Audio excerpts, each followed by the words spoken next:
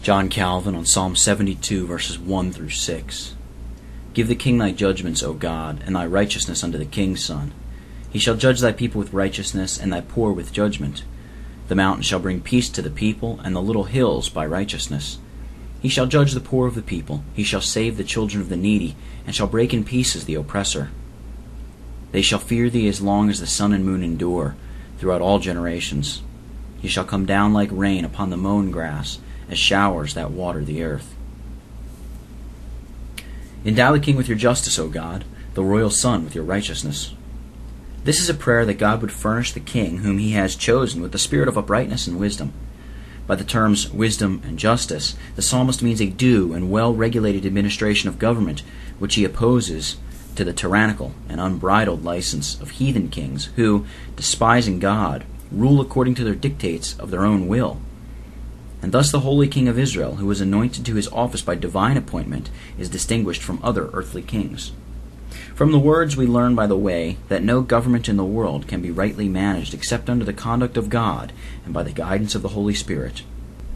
If kings possessed in themselves resources sufficiently ample, it would have been to no purpose for David to have sought by prayer from another that which they were of themselves already provided. But in requesting that the righteousness and judgment of God may be given to kings, he reminds them that none are fit for occupying that exalted station, except in so far as they are formed for it by the hand of God. Accordingly, in the Proverbs of Solomon, in Proverbs 8, verse 15, quote, "Wisdom proclaims that kings reign by her," unquote. Nor is this to be wondered at when we consider that civil government is so excellent an institution that God would have us to acknowledge him as its author and claim to himself the whole praise of it.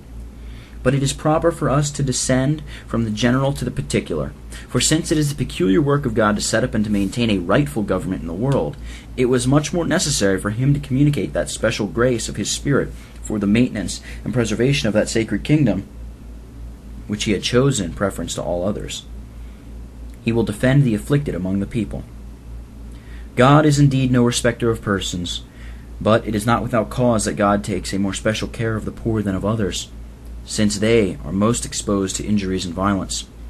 Let laws and the administration of justice be taken away, and the consequence will be that the more powerful a man is, he will be the more able to oppress his poor brethren. David, therefore, particularly mentions that the king will be the defender of those who can only be safe under the protection of the magistrate, and declares that he will be their avenger when they are made the victims of injustice and wrong.